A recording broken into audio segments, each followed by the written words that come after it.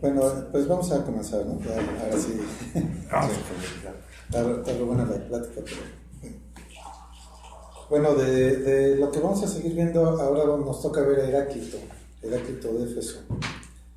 Heráclito, le decían Heráclito el Oscuro. ¿Por qué? Porque Heráclito, él escribía en aforismos.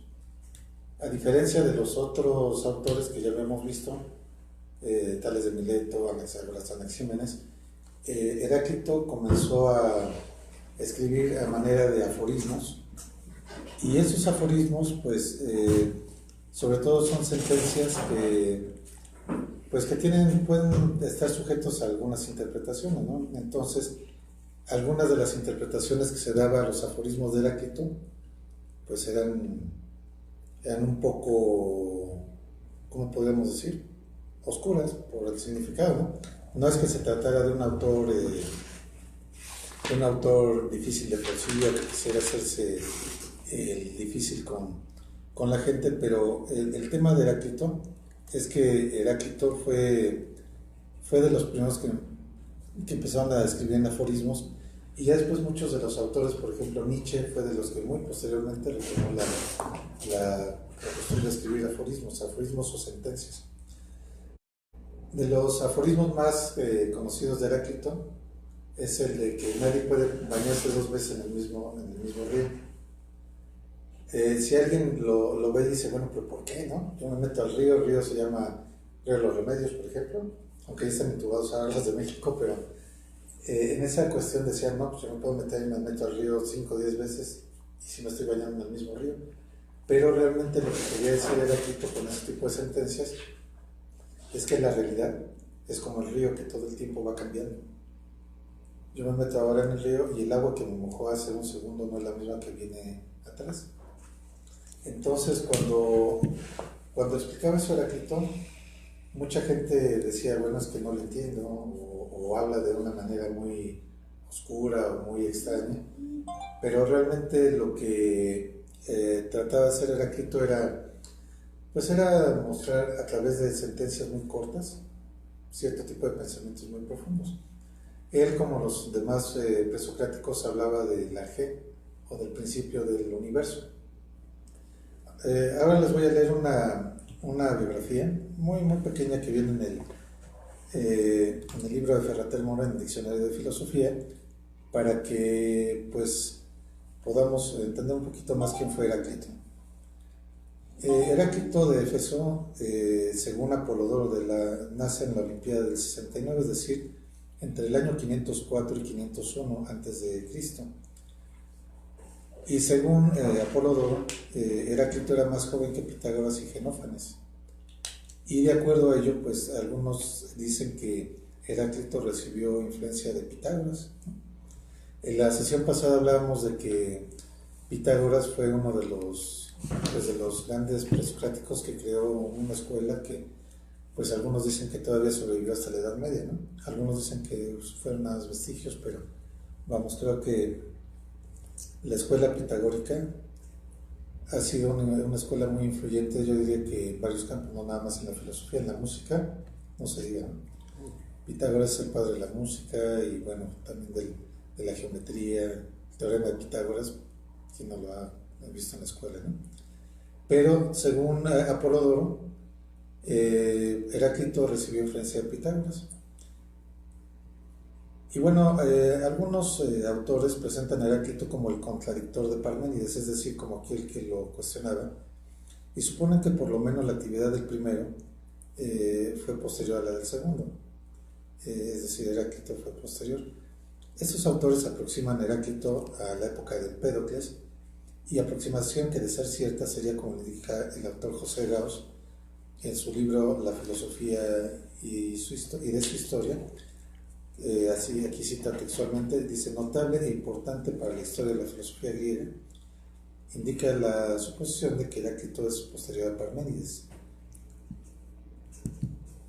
Y bueno, sin embargo, muchos de los autores sostienen que tal posición es insostenible, o cuando menos altamente improbable.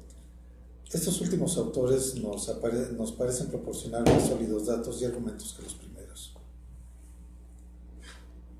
amigos de la soledad y enemigos de la multitud, del rebaño, de los ciudadanos expulsaron a Hermodoro, el mejor de todos. Y bueno, aquí viene una serie de referencias de lo que se decía históricamente de Heráclito. Pero, vamos, para el caso, bueno, vamos a seguir hablando. Dice, pero es dudoso que si Heráclito escribió semejante obra, una obra que se llama Sobre el universo y la política, dice, estuviese dividida de ese modo, es decir, hablando primero del universo y luego de la política. Aquí algunos autores difieren porque realmente el caso es que los presocráticos no tenemos muchos de los textos, como los diálogos de Platón, que sí fueron conservados. En el caso de los presocráticos no se conservaron textos íntegros, cuando menos. Mucho de lo que encontramos de ellos son referencias de algunos autores, del propio Pitágoras, del propio Aristóteles, de Diógenes en su vida de los filósofos ilustres. Pero si vemos qué es lo que pasa con ellos, algunos datos se contradicen o no son históricamente exactos. Es más, de hecho, yo creo que si ahora, por ejemplo, hiciéramos un ejercicio aquí en la mesa y dijéramos, a ver, algún presidente de México, ¿no? Propone una figura conocida. Ruiz Cortines. ¿Cuándo fue su mandato presidencial? Pues quizá no nos acordamos exactamente, ¿no? Quizá haya alguien que diga, pues es que fue por tal fecha y por tal fecha, ¿no? Entonces, eso mismo sucede con este tipo de filósofos. La filosofía en esa época no había un registro muy exacto de la historia y solamente algunos que también estaban interesados en la filosofía hacían registros de la vida de los filósofos. Entonces, de ahí que las referencias no sean muy exactas. Algunos sitúan a Heráclito antes de Pitágoras y otros lo sitúan después de Pitágoras, ¿no? Pero bueno, para el caso es que lo que aquí dice el diccionario de Ferrater Mora, dice, habla sobre todo de la autenticidad de esta obra que comentamos sobre el universo y sobre la política y sobre la teología que se atribuye a Heráclito. Dice Ferrater Mora que bueno, no existe evidencia de que esta obra la haya escrito Heráclito y mucho menos que la haya dividido de esa forma el universo, la política y la teología, pero lo que sí afirma Ferrater Mora, dice, en todo caso lo que nos ha llegado de Heráclito son fragmentos cuyas fuentes se hallan en citas, referencias y comentarios debido a varios autores, de los que citamos a Sexto el Empírico, a San Clemente, Diógenes Laercio, Hipólito, Jámblico, Plotino, Plutarco, Porfirio, Estoveo, Teofrasto y los más conocidos, aunque en este caso más de fiar, Platón y Aristóteles. Entonces, de acuerdo a todos esos autores, es como, pues todos ellos coinciden en que Heráclito escribía en aforismos o en sentencias. Por ello es que dice Ferrater Mora que no es muy confiable el pensar que porque un solo autor dice que hizo una obra enciclopédica, pues confiar en que no hizo, aunque, vamos, tampoco se podría asegurar fehacientemente que no la hizo, ¿no? Vamos, hay muy pocos datos. Y la obra en sí no se ha encontrado, que también es otra cosa. Lo que sí se han encontrado son los aforismos. Y bueno, pues estos fragmentos o aforismos son los que abarcan 4 aspectos principales. El primero es, según Ferrater Mora, la cuestión del saber. El segundo es el problema del cambio. El tercero es la noción de la oposición y del conflicto. La unidad de idea, orden y ley, que es el cuarto.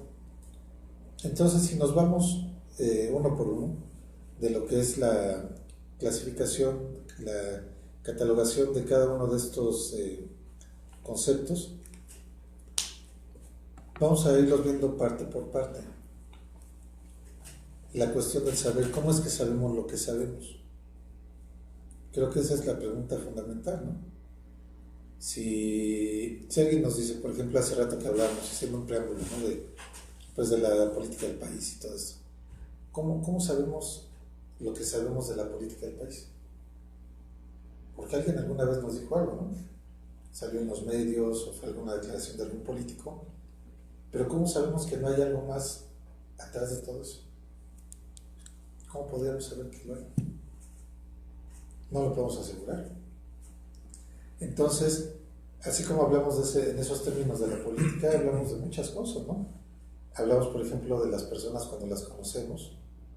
Muchas veces a las personas, cuando tenemos una relación no muy cercana, sabemos de ellos algunos fragmentos de lo que nosotros nos hemos enterado o lo que ellos mismos nos dicen o algo, pero realmente podríamos decir que conocemos a las personas o no las conocemos. Es más, yo les haría una pregunta: ¿ustedes creen que nos conocemos a nosotros mismos? O sea, si yo les preguntara a ustedes, ¿ustedes se conocen? ¿Ustedes me podrían decir que sí se conocen completamente? Al menos me conozco mejor que lo que yo puedo conocer a los demás. Claro. Bueno, sí. Hay dos puntos de esto que estás hablando. Una cosa es los agnósticos y otra cosa son los materialistas. ¿Sí? El agnóstico niega todo. No se puede llegar a un conocimiento real de nada. O sea, lo niega todo. Hasta a veces en un plano que llega uno a decir, casi es absurdo. Por ejemplo, ¿yo me conozco? Claro que me conozco. ¿Quién me conoce? Totalmente. No, quizás nunca lo voy a lograr, pero yo me conozco. ¿Lo puedo aseverar? Claro que sí, ¿verdad? De una manera normal y correcta. No te puedes conocer. No. ¿Por qué? Porque esto... Y empezamos a divagar en cosas que a mi manera de ver no tienen validez real. ¿Sí? Son casi, es mi punto de vista, casi necedades.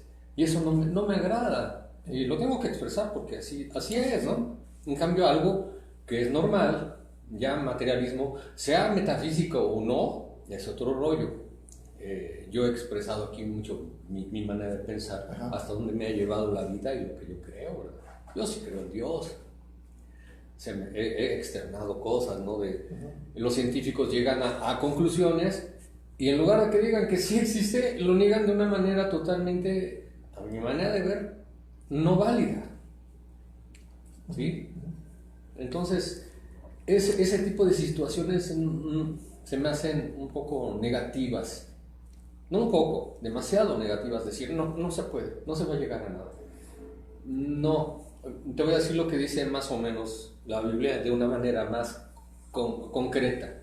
Por lo que estás diciendo de que no existen, no se puede saber si era de este filósofo o no. La Biblia más o menos dice, y eso es de una manera actual, ¿no? y legal. Dos cosas, digo, un hecho se va a constatar cuando haya dos testigos que lo puedan verificar y ya queda dado por hecho, ¿verdad? Queda legalmente reconocido. Así funcionan las cosas. Yo a la pregunta diría que para haber pasado todos los días de mi vida 24 horas conmigo mismo, me conozco muy poco. ¿Pero qué parte piensas que no conoces o qué parte piensas que sí conoces? No, yo creo que diría que de todo me falta bastante. Me faltaría más, ¿no? Eso es algo correcto. Siempre no, bueno, así lo siento. Siempre tienes que y no digo que más, conozco, ¿no? Una parte y otra no. Pero de todos modos, ¿quién más puede conocerte que tú mismo? Claro. ¿Quién más? ¿Nosotros? No. Hay alguna persona, claro, que pueda conocerte mejor que tú mismo. Que nos pasa con los hijos, sabes, ¿no? ¿Cuáles son tus pensamientos? Perdón. Claro que no va a existir otra persona más que tú. Tú te conoces. Que no te conozcas totalmente, por supuesto, absolutamente, y hasta el infinito no, porque apenas va corriendo el tiempo, que también es relativo, pero yo sí me conozco hasta donde llevo de vida, más allá, quién sabe. Yo creo que, no sé, yo comparto con Víctor la opinión. O sea, por supuesto que nosotros nos conocemos, por eso yo decía, Me conozco mejor que lo que puedo conocer a los demás, ¿no? Definitivo. Pero, o sea, hay cosas que no conozco de mí. Pues yo creo que serían las cosas en las que no he tenido experiencia, ¿no? En las que no sé, en las que creo que yo podría reaccionar de una determinada manera, pero que resulta que en el momento de estar confrontando una realidad determinada, pues a lo mejor no sé cómo voy a reaccionar, ¿no? Si me van a asaltar, yo digo, yo me voy a defender, pero que te pongan una pistola enfrente, no sabes qué actitud, a lo mejor vas a suplicar por tu vida, ¿no? O a lo mejor vas a decir, ahí está la cartera, ¿qué más quieres?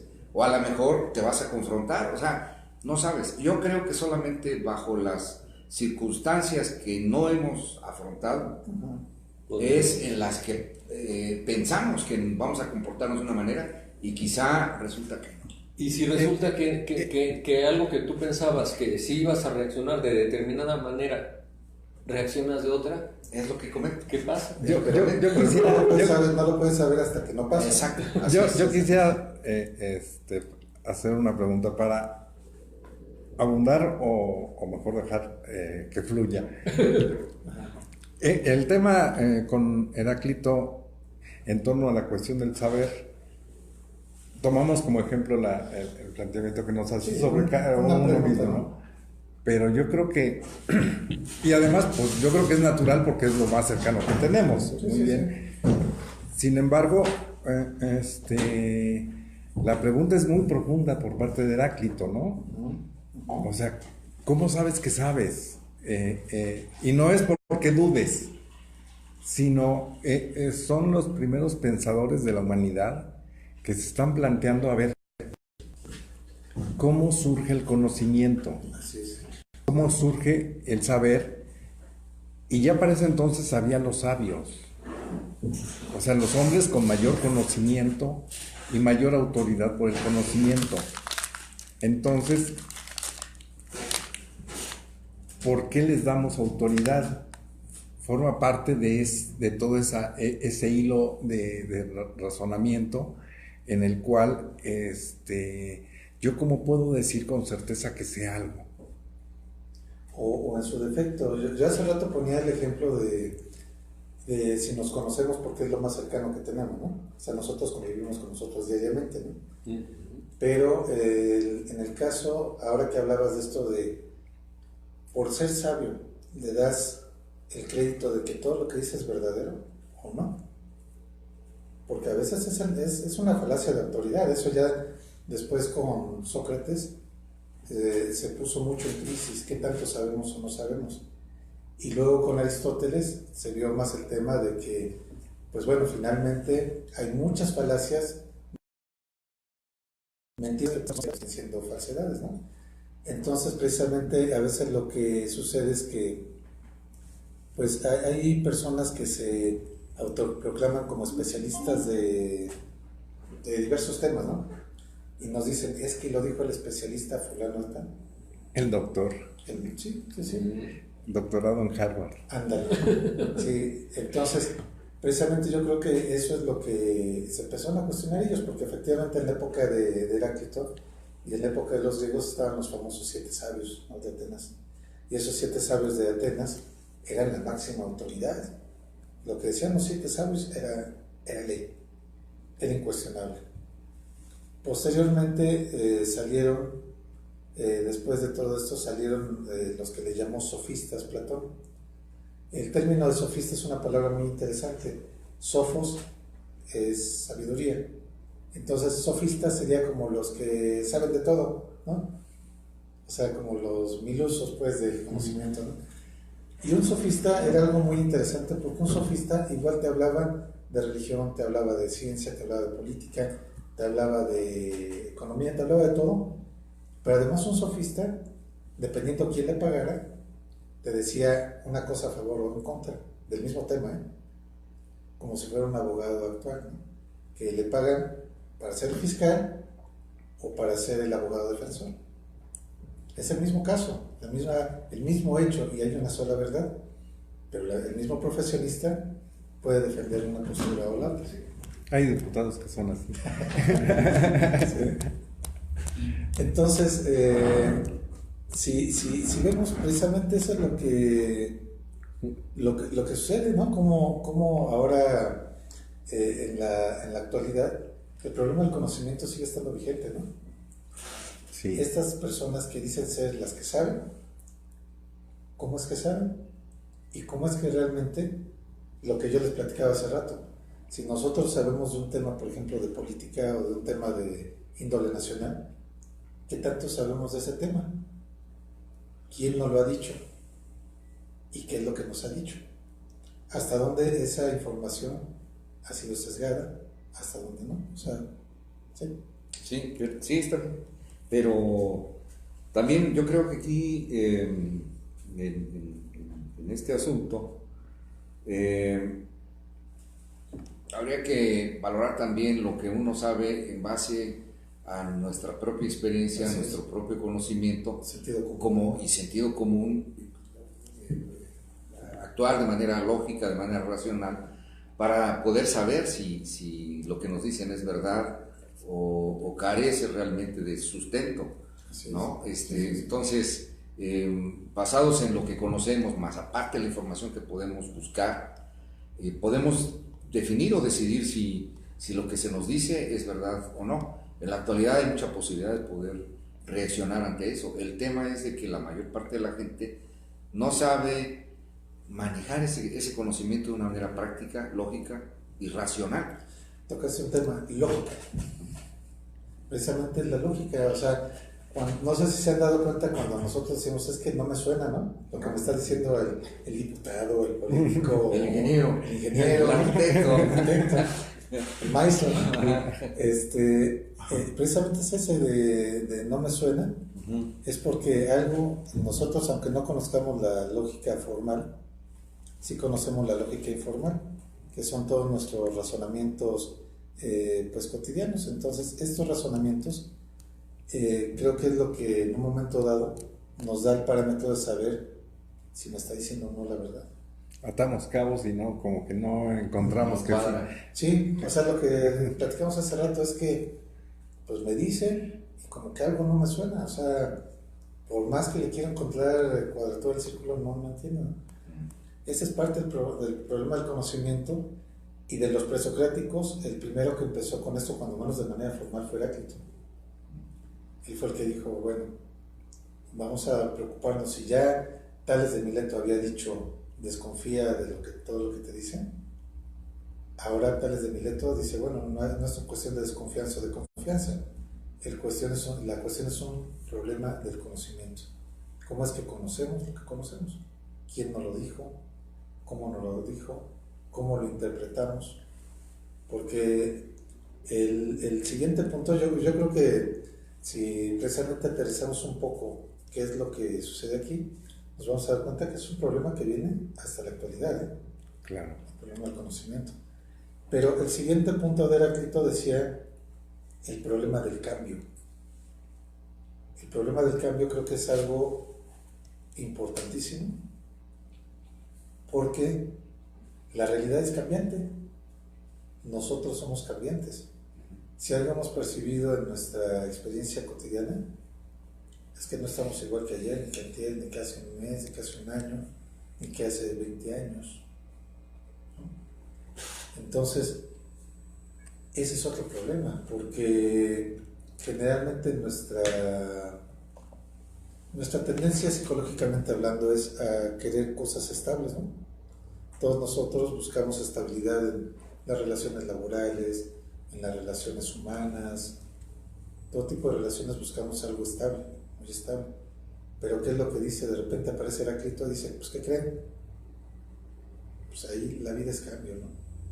Y entonces, en esa situación, tenemos una de dos: o nos peleamos con la vida por querer tener todas las cosas fijas, o aceptamos y entendemos el cambio. Aquí si vemos esta cuestión, esto es muy parecido a las ideas budistas. ¿Qué es lo que decía Siddhartha Gautama el Buda en su aspecto de filósofo? No me estoy metiendo a la religión. En el aspecto de la filosofía budista, decía Siddhartha Gautama que el mundo es cambiante. Llegó a la misma conclusión que Heráclito. Pero ¿qué decía? Dice, los cambios generan dolor, pero el cambio sí genera dolor o no. Y a la conclusión que llegó Siddhartha Gautama dijo, pues es que no es el cambio en sí mismo, es la ignorancia. Porque la ignorancia me hace que yo me quiera aferrar a una situación, por ejemplo, de que sé que está enfermo una persona muy cercana a mí, y sé que a lo mejor hasta es una enfermedad terminal. Pero si sabemos eso, ¿por qué sufrimos tanto cuando se llegan a morir? O sea, esa es la pregunta que se hacía el Buda. ¿Por qué sufrimos tanto? Si ya sabemos que por experiencia cotidiana, que así son las cosas. No se necesita tener un doctorado, una maestría en medicina para saber que ya una persona que tiene una enfermedad muy grave, muy prolongada, puede morir. ¿Por qué sufrimos?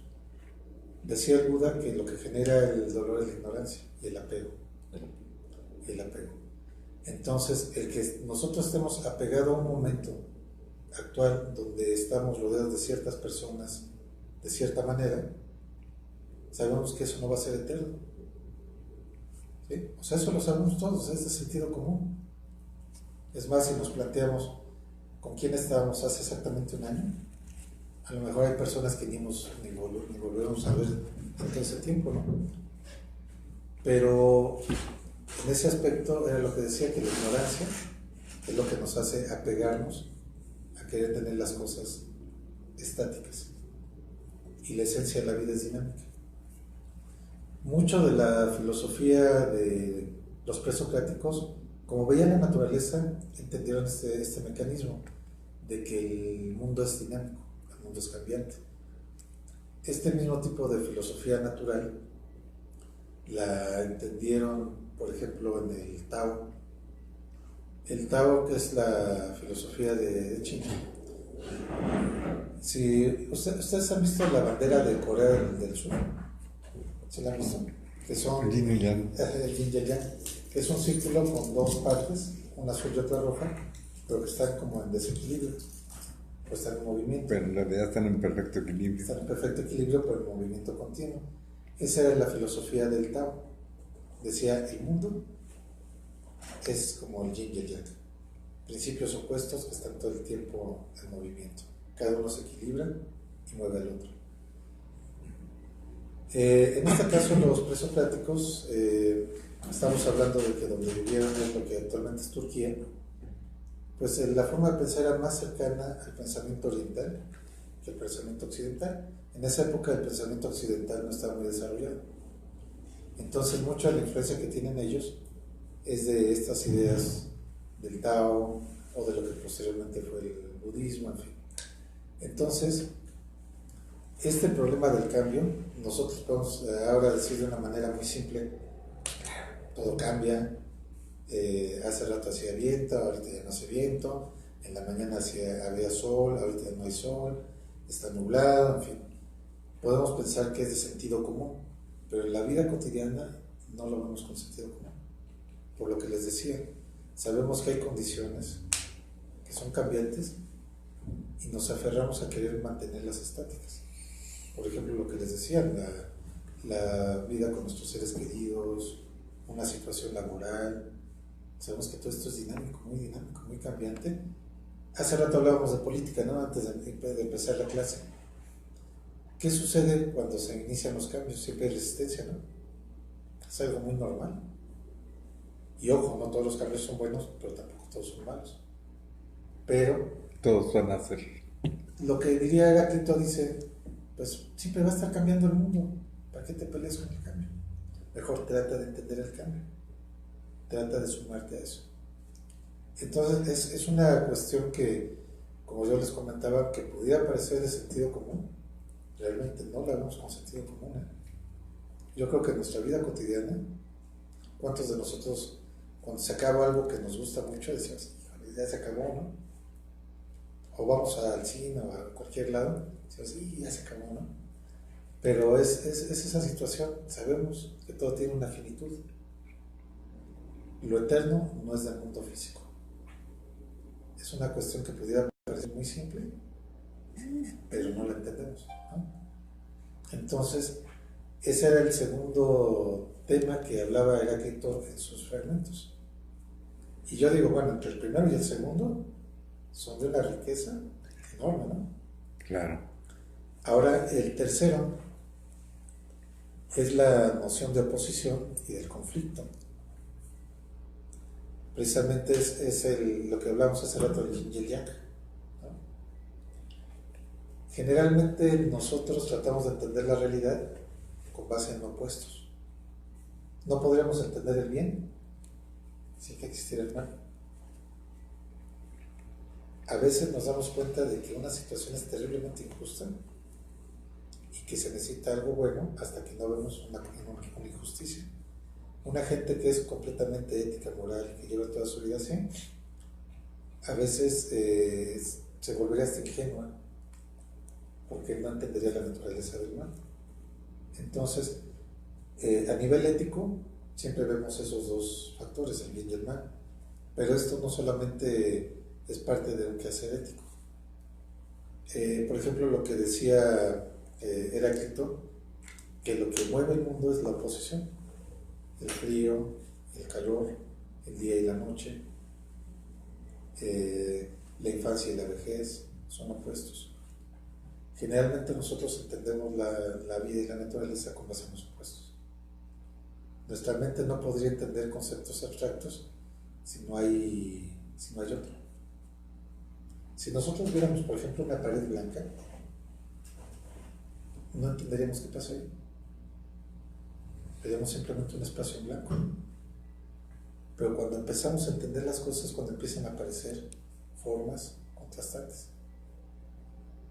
Cuando empiezan a aparecer formas contrastantes, empezamos a interpretar la realidad, ¿no? Incluso platicamos la otra vez sobre el sonido. El sonido, si fuera un sonido continuo, que estuviéramos escuchando una sola nota todo el tiempo, va a llegar el momento en que nos vamos a acostumbrar a él, ¿no? Pero ¿qué pasa si de repente el sonido empieza, se calla, vuelve a comenzar, se vuelve a callar, vuelve a comenzar y se vuelve a callar? Ahí sí ya aparece para nosotros, ¿no? ¿Por qué? Porque está el contraste del sonido y del silencio. La música opera así, opera con ritmos, con silencios, con alturas de distintas tonalidades. Las artes plásticas operan igual, distintas proporciones. Entonces, eso fue algo que decía Heráclito, que la noción de la oposición es lo que da el movimiento y que esa oposición genera cierto conflicto. Vamos, yo creo que lo que nos podemos dar cuenta de manera más clara es el conflicto ético entre lo bueno y lo malo. Para la gente que actúa de manera muy gris, no se quiere comprometer, pues realmente podríamos decir que es una persona moral completamente. A lo mejor ve que están asaltando a alguien en la calle y dice, yo no me meto, ¿no? No quiero hacerle mal al otro, pero tampoco le está haciendo bien, ¿no? Entonces, esa indefinición, en un momento dado, no generaría conflicto. La gente que todo le da igual, ¿no? ¿De qué color quieres? El que tú quieras, ¿no? ¿De qué sabor vas a sacar tu helado? El que tú quieras. Son personas indefinidas, ¿no? Y precisamente era lo que decía Heráclito, que para que haya un cambio, tiene que haber conflicto entre opuestos, ¿no? ¿Qué pasaría si yo siempre comiera cosas saladas? Mi paladar se va a acostumbrar, no va a percibir otra cosa. Precisamente lo que vemos en nuestro quehacer diario es que hasta en la comida tenemos esos contrarios, ¿no? Bebidas frías, bebidas calientes, comida fría, comida caliente. ¿Por qué? Porque cuando comemos de lo mismo siempre, llega a cierto hartazgo. Entonces, nuestra propia mente y nuestro cuerpo está adaptado a esos cambios. Por eso era lo que decía Heráclito. Si la esencia de la naturaleza es el cambio y nosotros naturalmente somos cambio, ¿por qué nos mueven tanto los cambios? ¿Por qué nos generan tanto conflicto? ¿Por qué no los entendamos, ¿no? Y el cuarto principio que dice Ferrer Mora sobre Heráclito, que era de los problemas fundamentales, es la idea de la unidad, orden y ley. Dentro de todos esos cambios, podríamos pensar que es caótico, ¿no? Por ejemplo, una avalancha que viene llena de agua y arrastra la tierra, pues va agarrando un amasijo de árboles, animales, tierra y todo. Podría parecer caótico, pero diría al final de cuentas Heráclito que todo en el universo hay al final unidad, orden y ley. Y en ese sentido, como hay unidad, orden y ley, tiene sentido todo lo demás. Los cambios, tienen sentido la posición de los conflictos entre contrarios, todo eso cobra mucho sentido. Si no llegara a la conclusión de que hay una ley, un principio de unidad y un orden, no tendría sentido nada de lo demás. Sería un universo caótico. No tendría, tampoco sentido estudiar nada, ¿no? Porque ¿cómo podemos entender algo? Pues no hay leyes, no hay nada. Entonces, esa parte es lo que en un momento dado... A mí, de lo que vamos hace ratito, de repente hay cosas que no cuadran, lo que dices, bueno, aquí no entiendo bien la situación. O sea, porque a mí me parece de pronto así como muy oscura, ¿no? El pensamiento de Heráclito, porque si todo es cambio, si todo es movimiento, si nada está estático, si todo me va a cambiar a mí, la vida misma me va a cambiar, pues entonces casi ni me muevo, ¿no? O sea, ¿qué sentido tendría? O yo te haría la pregunta distinta. ¿Tú, Luis, seguirías siendo tú después de todos los cambios que ha habido en tu vida desde que naciste hasta hoy? A ver, o sea... Si nuestra esencia es el cambio, ¿no? Vamos a partir del hecho de que todos cambiamos. Es más, hasta las células que tenemos ahorita no son las de cuando nacimos, ¿no? ¿Estamos de acuerdo? Entonces, ¿qué hace que tú, Luis, seas el mismo de hace 15 años, 20 años, 30 años? ¿Qué haría que tú fueras el mismo? Mi mente, ¿no? Mis pensamientos. ¿Pero piensas lo mismo ahorita que hace 30 años? No, porque ha sido evidentemente esta situación de los conflictos, de las contradicciones, siempre nos genera movimiento y nos genera cambio. Entonces, toda la vida es un proceso de transformación, ¿no? Y esa transformación en base a nuestra experiencia, a nuestro conocimiento, a nuestro razonamiento, a nuestra lógica, nos va generando una nueva manera de pensar, ¿no? Y también depende mucho del conocimiento que yo adquiera. Me va a modificar. Si yo no me hubiese topado nunca con la filosofía, mi proceso de cambio en este momento, si me hubiese gustado más la matemática, me hubiera ido por la matemática, sería diferente a mi manera de pensar en este momento. Sin embargo, sigo siendo en esencia el mismo desde que nací. ¿No? O sea, no desde el punto de vista físico, por supuesto, ¿no? Desde el punto de vista físico, por supuesto que no. Desde el punto de vista racional, conceptual de mi propio ser, claro que es diferente. Dijiste una palabra, esencia. Esencia, exactamente. No, ahí está, o sea, por eso tú eres Pedro, por eso es Víctor, por eso es Gustavo, por eso soy Luis, ¿no? No importa si tengo 59 años o si tuviese un año de edad, en esencia, soy el mismo. La esencia, en consecuencia, no está en mi parte física, ¿no? Está en otra cosa, que no sabría o no definiría todavía, ¿no? Es que precisamente ¿En dónde? Exacto. Esa es la pregunta. Esa es la parte en la que quería llegar. Es algo muy bueno eso que estás diciendo. Precisamente esa es la parte que quería llegar. Si lo que define quiénes somos no está en nuestro cuerpo, ¿dónde está? O sea, esta unidad a la que llegó de conclusión Heráclito, que es la unidad, orden y ley, en nosotros mismos, ¿dónde está? ¿Está en mi cuerpo o está en mi esencia? Dices, bueno, está en mi esencia, ¿no? Y para mí, ¿qué es la esencia? Que es un problema también que ha llevado a la filosofía a discusiones tremendas, porque en esencia, ¿quiénes somos? O esa famosa esencia, ¿dónde está?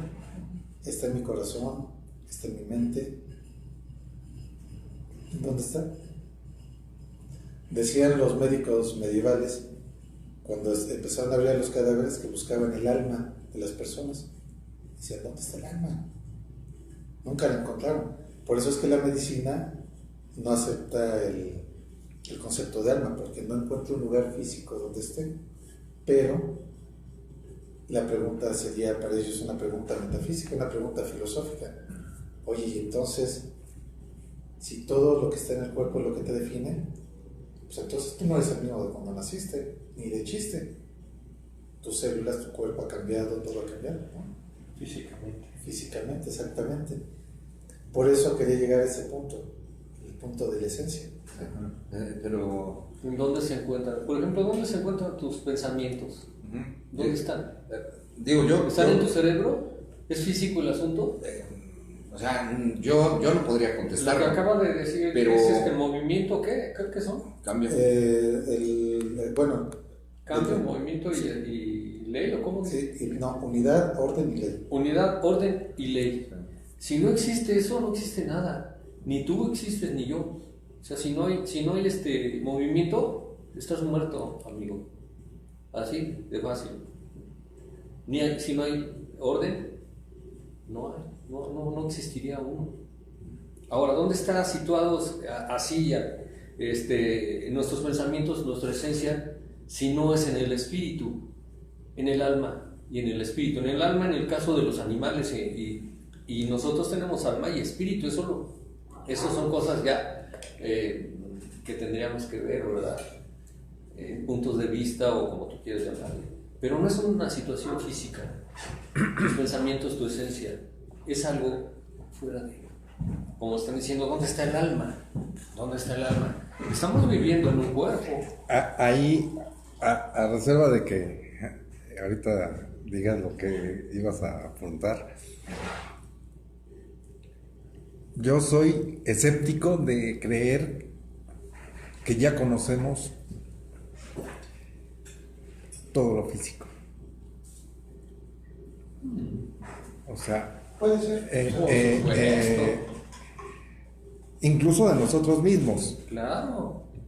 Creo que los orígenes del racionalismo nos dieron muchos dolores de cabeza, sobre todo a los de mediados del siglo pasado, porque nos dijeron y nos hicieron creer que el mundo ya estaba todo conocido y no había nada que conocer. Y no es cierto. Hay muchísimo por descubrir y todas sus leyes, incluso sus sistemas filosóficos, se vinieron abajo por suponer que llegaron al culmen del conocimiento, la cúspide. Entonces, yo creo que ni siquiera en la parte física de lo que tenemos a nuestro alcance, que digamos sería el planeta, nosotros estamos en condiciones de suponer que ya lo conocimos todo. Porque nos aparecen sorpresas. Sin embargo, eso no me limita para decir que hoy no conocemos lo que sí podemos conocer. Sí, no podemos ser absolutistas, ¿no? O conocemos todo absolutamente, o desconocemos todo absolutamente, ¿no? Perdón, sí, creo que ibas a decir algo. Sí, yo quería comentar lo siguiente, porque bueno, aquí en lo que decías, Gustavo, el ser humano no conoce todo, o sea, no conoce prácticamente nada. Bueno, esa es la verdad. Hemos conocido lo suficiente para tener energía eléctrica, teléfonos celulares, pero en realidad es nada comparado con todo lo que seguramente es el universo entero. Es imposible, ¿no? Pero yo digo, por ejemplo, en lo que platicamos al principio, o sea, ¿dónde está esa esencia? ¿No? ¿Dónde está la esencia del ser? No sabría decirlo, pero yo doy mi opinión de lo que yo creo. Pudiera estar en todo nuestro cuerpo, ¿no? Porque sí es cierto que las células evidentemente no son las mismas que cuando nacimos, sí, claro. ¿no? Nada es igual, ¿no? Hemos cambiado todo nuestro organismo, quién sabe cuántas veces a la vida, ¿no? Ya llevamos muchos cambios, muchas transformaciones. Sin embargo, mi dedo sigue siendo un dedo, mi uña sigue siendo una uña, mi cabello sigue siendo cabello, ¿no? Etcétera. O sea, y yo creo que a final de cuentas hay una esencia que se conserva en el física, hay una esencia que se conserva de manera física y que en esa esencia que se conserva hay un legado, por así decirlo, físico, ¿no? De una memoria, ¿cómo se llama? Natural, biológica, para que permita que mi cuerpo siga siendo, entre comillas, el mismo, ¿no? Entonces, yo creo que parte de la esencia del ser humano está en todo, nuestro organismo, como organismo. ¿Hay algo más que eso? No lo sé. Yo no lo niego, pero yo no me gusta mucho el mismo hecho de estar diciendo, cuestionándotelo, te da la respuesta. Bueno, yo no lo niego, pero... Ahora, tú estás hablando del ADN, a ver, pero nada más hay un punto, perdón que te interrumpa, estabas hablando de todo tu cuerpo y todo eso, pero hay que agregarle un punto muy importante. Si tú mueres, vuelves al polvo, amigo, ¿sí? Y ya no eres eso, ya eso que eras, Sí. voilà, se acabó, se fue al polvo, ¿sí? Entonces, ¿qué es eso que está sosteniendo? Eso es importante. Ahora, físicamente, el ADN, todo eso, claro. Los genes, claro. Y los transmites, está bien. Conserva mi esencia. Pero, si mueres, se acabó. Y se acabó físicamente, pero ¿qué más hay? Sí. Ahorita mismo tú estás pensando, ¿dónde está tu pensamiento? ¿En tu cerebro? A lo mejor sí, no lo sabemos. Hay cosas que no entendemos, como ni lo vamos a entender. ¿Por qué? Porque el conocimiento sigue avanzando, la ciencia sigue avanzando. Ahorita hay cosas que ni siquiera nos imaginábamos y los anteriores a nosotros menos, ¿verdad? Ya se está acelerando ese punto, ¿verdad? Hace rato que estábamos hablando de política, estábamos hablando de cosas tremendas que están llevando al ser humano ¿a dónde? ¿A la destrucción? ¿Al caos? Algo irracional y al mismo tiempo tan pensante, tan sabio. Es una contradicción.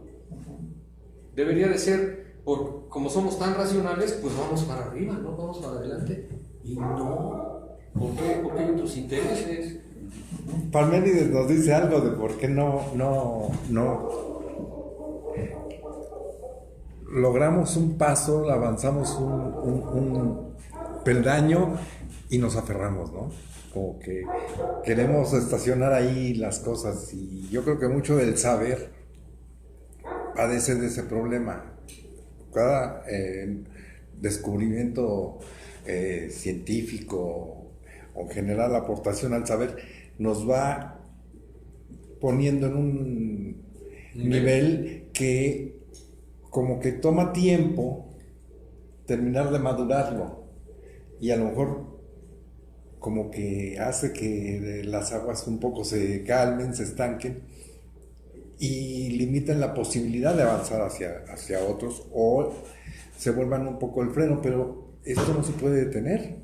O sea, la oposición siempre existe.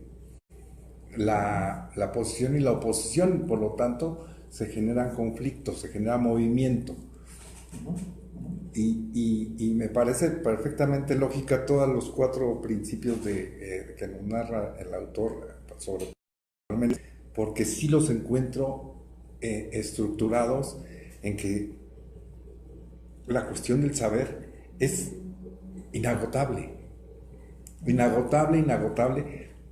porque ¿cómo sabemos lo que sabemos? Sin embargo, ¿por qué, si sabemos algo, no aceptamos que ocurran los cambios que sabemos que van a ocurrir? O nosotros mismos ofrecemos resistencia. E incluso mencionaba Pedro el tema del budismo, donde nos hablan de que eso provoca dolor. Y sí, pues, ¿cuántas veces hasta perder algo nos causa dolor? Algo pues, que no tendría que ser dinero. 500 pesos. 500 pesos. 50 pesos. Cuando cualquier otro dice 50 pesos. El dinero que rueda se va y viene. Y a lo mejor es la mejor filosofía, ¿no? Ese va y viene. Y todo eso puede ocurrir por el último de los principios. Si no hay unidad, no hay posibilidad de oposición. Pero esa oposición siempre mantiene cierto orden. Un orden que obviamente no nos es dado. Y estamos obligados a reconocerlo, a encontrarlo, a buscarlo, para conocer sus leyes. Para llegar a la ley. Para encontrar la ley.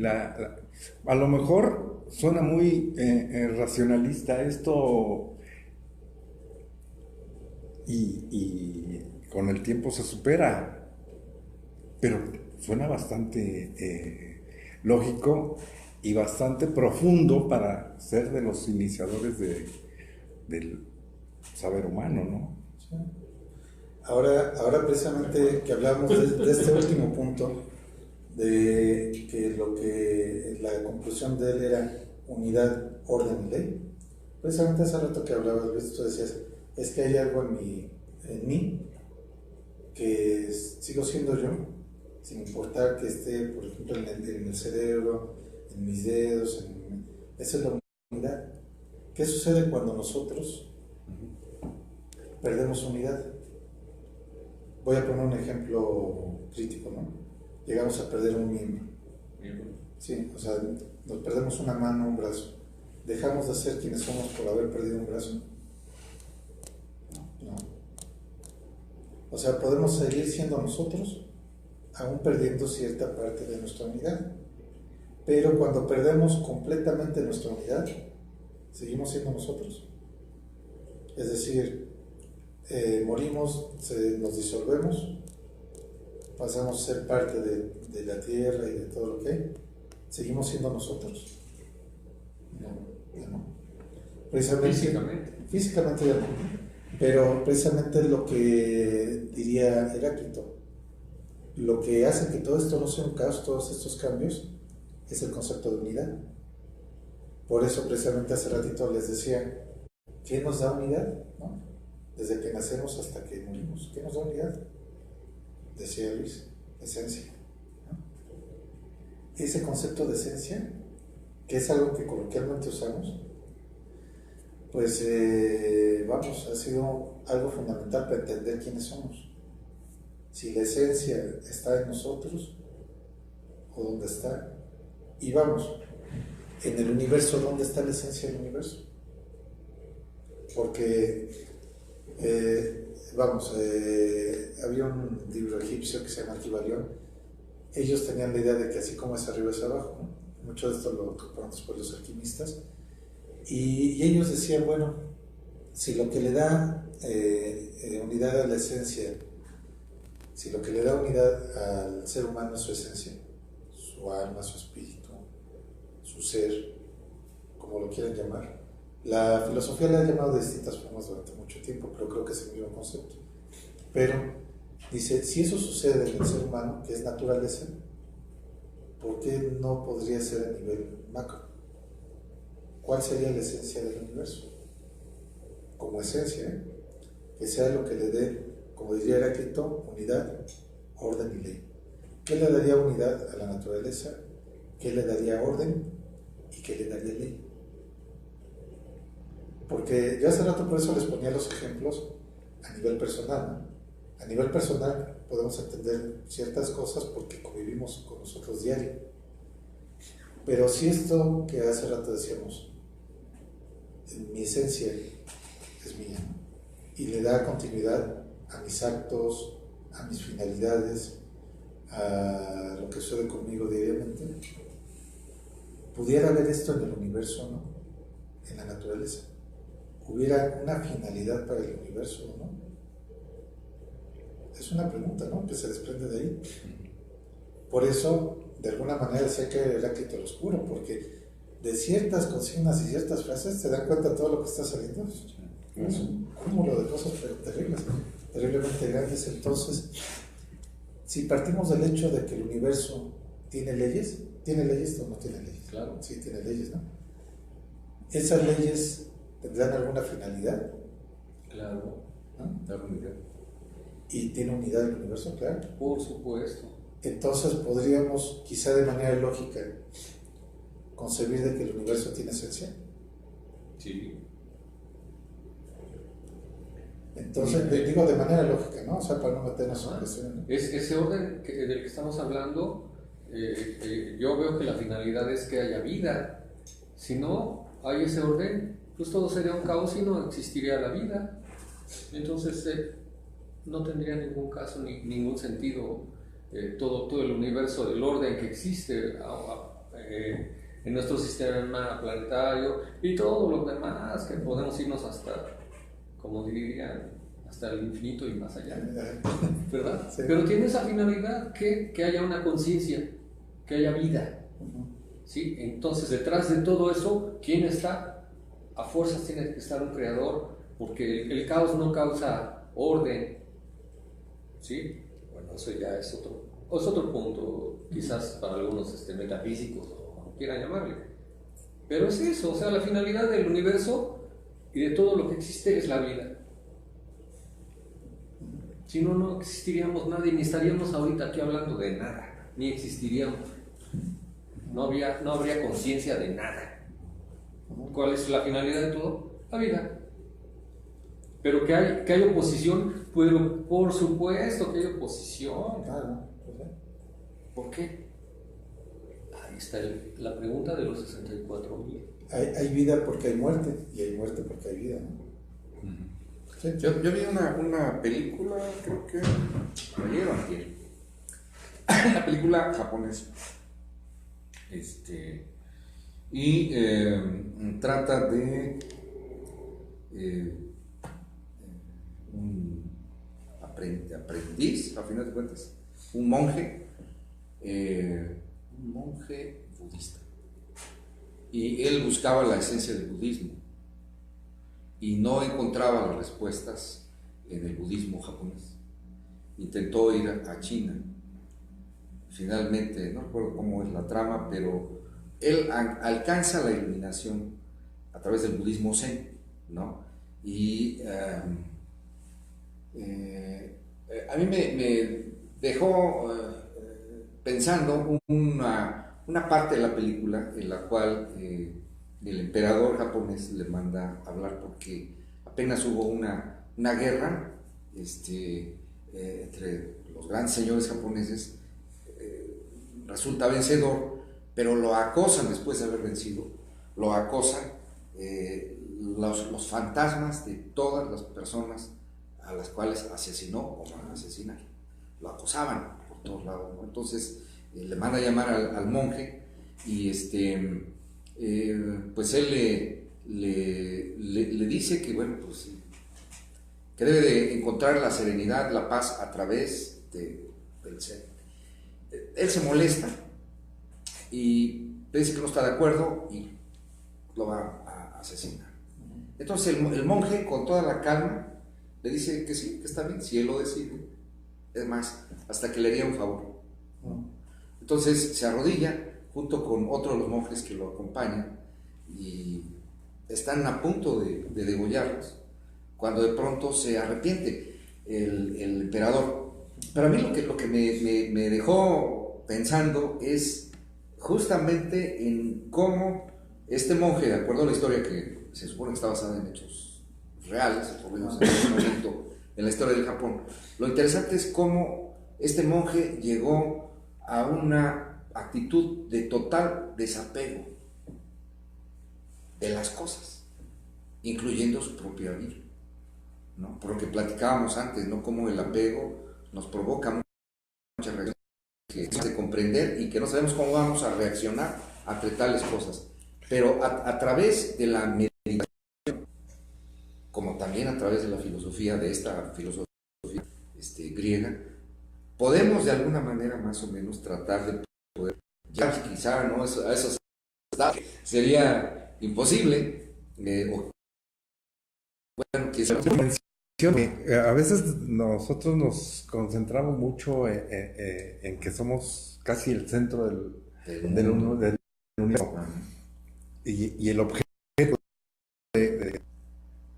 o la finalidad del todo, o como se pueda llamar. Pero pues es lo mismo que hizo Sócrates, ¿no? Cuando le dijeron, pues ¿para qué te lo tomas? No te lo tomes. Sí, la ejecutan, ¿no? Exacto. Y lo mismo le dijeron, hizo Jesucristo, narra la Biblia, ¿no? Entonces, ellos tenían apego a la vida, como recuerdas, o un desprecio por la vida.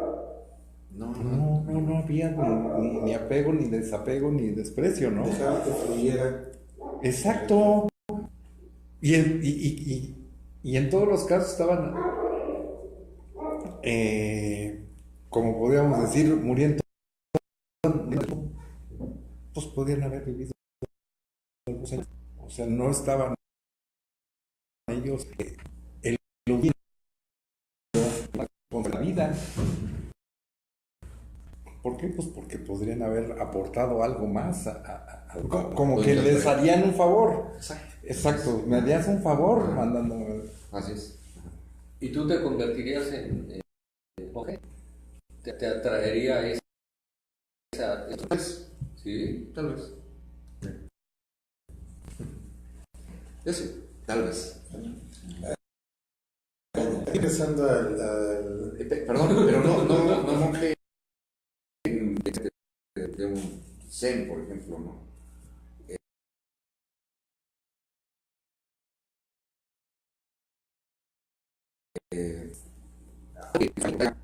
Tranquilidad, paz e integración con el universo, con Dios,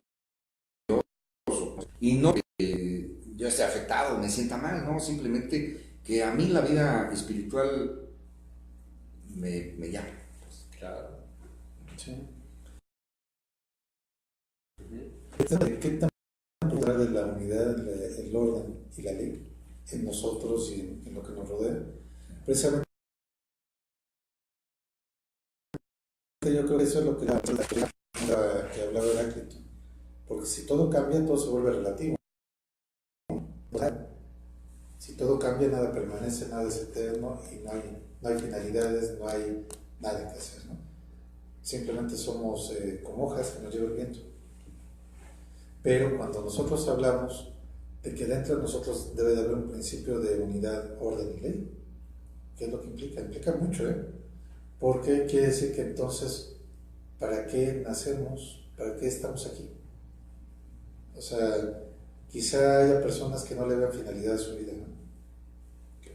¿Qué pasa con las personas cuando no le ven finalidad a su vida? Les da lo mismo morirse, ¿no? Gente que, vamos, quizá no caerían en lo que decíamos hace rato de un principio heroico, ¿no? De decir, me voy a sacrificar por la humanidad, ¿no? Como pudo haber sido la figura de Jesucristo, la figura de Sócrates, en fin, ¿no? Gente que ha dicho, voy a dar mi vida por algo más grande, ¿no? Más bien estamos hablando de que no le ve finalidad a nada. Gente que le da lo mismo levantarse, no levantarse, le da lo mismo comer que no comer, vivir que no vivir, ¿no? Entonces, cuando hablamos de que no hay ley, unidad y orden, perdemos nuestra esencia. Entonces, esto se vuelve algo tan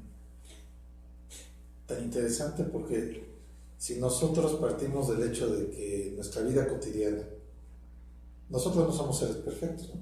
Tenemos altas y bajas. Continuamente nosotros podemos pensar a veces que estamos en lo mejor, que tenemos todo a nuestro alcance, y de repente nos viene un bajón y nos sentimos pues como cucarachas, ¿no? Y decimos, ¿y yo por qué? ¿Qué me pasó? Si no tenemos finalidad en nuestra vida, no vamos a entender qué pasa, ¿no? O sea, cuando una persona le da lo mismo todo y no hay finalidad, sus actos no se transforman en nada. No hay actos. Simplemente hay un dejarse llevar. ¿Y eso a qué tiende? Pues eso a lo que tiende es al caos. y finalmente a la muerte, ¿no? A la destrucción, a la nada. Una persona que le va lo mismo suicidarse que no suicidarse, que ya no tiene valor para sí mismo ni va hacia la muerte. Ya no le importa. Sí. ¿Y Es algo destructivo. cuál sería la diferencia entonces que podríamos observar entre esa muerte y la muerte de otras personas? Como sería, por ejemplo, las que mencionaba. Por ejemplo, lo que estaban diciendo él, Exacto, lo que del decía cuate Luis. que le iban a cortar la cabeza, él pensaba que había algo más, ¿no? ¿Hay dos que tipos de algo- muerte? Que ya ahí se acabó y todo, ¿no? Algunos dicen que no existe nada, otros dicen que sí, Dios dice que sí, hay algo más. Por eso, aquí lo que yo quisiera preguntar es cómo podríamos entender esto. Si hay dos tipos de muerte. Sí, hay dos tipos de muerte. ¿O cómo Muerte física, y bueno, bíblicamente hablando, o... No, bueno, bíblicamente nos Dos. aporta elementos, ¿no? Pero pues en todos los casos Muerte se muere, física y muerte se muere igual, ¿no? Mira, ¿Qué tanta evidencia hay en este mundo para saber si hay algo más? No, evidencia probablemente no tengamos más que pues, todos se volvieron ceniza. Todo ¿no? lo que sabemos. Se volvieron Aunque polvo. hay gentes que han dicho que han estado, o más bien clínicamente muertos y han regresado y han resucitado. Y ellos han dado testimonios de cosas, ¿verdad? Eso sería la evidencia científica. Pues quizás, ¿no? Porque no es uno, son muchos que han estado muertos hasta no sé cuántos minutos u horas, no lo sé, y regresan. Y dicen, estuve allá y ¿saben qué? Que sí, arrepiéntanse porque si no lo hacen, sí hay un juicio, sí hay algo más allá. Lo que lo menciono es por el concepto finalidad que se mencionaba. ¿Cuál es la finalidad de mi vida? ¿O qué sentido le doy a mi vida? ¿O vivo la vida? ¿Qué cosa es lo más importante en tu vida? No. o sea, ¿para qué nacemos? ¿O cómo ¿Para qué trascendemos? nacemos si les juro que yo no pedí nacer? Y no sé si alguien lo pidió, pero ya estoy aquí. Nadie lo Ya pidió. estoy aquí. ¿Y ahora? ¿Para qué? ¿Y ahora qué? Estoy- Exactamente. Entonces, puedo vivir la vida y vivirla muy bien haciendo lo que la vida me va diciendo que haga, con orden, con ley, con unidad, manteniéndome en paz con todos y despreocupado del sentido y la finalidad que le estoy dando a mi vida. Y eso Esto lo digo porque había una reflexión que hacía Pedro en el sentido de que lo que hay arriba y abajo. Si lo mismo pasa con el universo y realmente le estoy dando el sentido a mi vida, que soy yo el que decide, ¿Perdón? y el universo tiene el sentido que yo supongo que tiene, porque yo le estoy dando un sentido al universo, Que tal vez no es. pues que eso es totalmente arbitrario de mi parte. ¿Arbitrario Pues sí. o personal? Para cualquiera de los dos sentidos sería lo mismo. Sí, puede ser, ¿no? Hay gente que piensa que la naturaleza está para servirle, ¿no? Es algo... Exacto. Pero yo creo que el universo a veces nos lo planteamos de una manera un poco idílica, ¿no? Pensando que todo es estable, armonioso, etcétera, pero en realidad no lo es. O sea, el universo es un caos. ¿no? Pero tiene leyes. No, sí, estoy de acuerdo. No, en eso sí estamos de acuerdo. Pero el universo, en esencia, es caótico. Nuestras escalas de tiempo como seres vivos son limitadísimas, ¿no? Una mosca, ya sabemos que vive horas, ¿no? Nosotros vivimos algunos años y somos limitadísimos. Y como humanidad, También, no existimos en la historia así es, del universo. pero a escala universal, el universo es caótico, ¿no? Si es que existió el famoso Big Bang, ¿no? Una explosión que dio inicio a todo, pero dentro de ese inicio, un caos de gases, de partículas que se fueron integrando. Poco a poco, la Tierra nació de un caos, del caos universal, ¿no? Entonces, pero hay un orden. sí, porque a final de cuentas, en este yin-yang, el yin y el yang, en ese desorden, vuelve nuevamente a equilibrarse y sigue leyes, y sigue un orden. Por eso, yo estoy de acuerdo y me he dado cuenta perfectamente bien en estos talleres de filosofía, cosa que les debo comentar que me ha estado cambiando la vida en muchos aspectos, en muchos sentidos, al darme cuenta cómo todos confluimos a lo mismo, porque todos venimos de lo mismo, ¿no? Del universo, y el universo tiene una serie, tiene un lenguaje, y el lenguaje descubierto por los seres humanos, que no necesariamente es el único, pero con el cual podemos entender el universo, son las matemáticas, y es la geometría, y todo nos conduce hacia allá, ¿no? Entonces, hay unidad en todo esto. Y lo que pueda parecer a alguien sin sentido, en realidad no tiene sentido para alguien que no tiene conocimiento. Yo creo que sería la única manera, como la vida no vale la pena vivirla. Sin conocimiento, estoy al ir y venir de las fuerzas de la naturaleza y las fuerzas de otros hombres y otras culturas y otras sociedades que me traen contrapeador. Qué bueno que mencionas eso, porque era algo que en la reflexión que estaba haciendo, era algo que quería aportar. Y es algo muy endeble, pero siempre hay perspectiva, siempre hay expectativa, siempre hay una visión de futuro, pero de la cual no podemos tener ninguna certeza. Ni siquiera de qué va a ocurrir. Nadie tenemos la certeza de qué vamos a hacer mañana. Y a veces pensamos demasiado a futuro, pero además no podríamos no hacerlo. Bueno, es que lo que te podría decir, por ejemplo, a alguien como Heráclito, diría: nosotros tenemos esa posición de que tenemos cierta certeza y cierta unidad de lo que puede pasar, pero también de lo que no puede pasar, precisamente por esa armonía de contrarios, ¿no?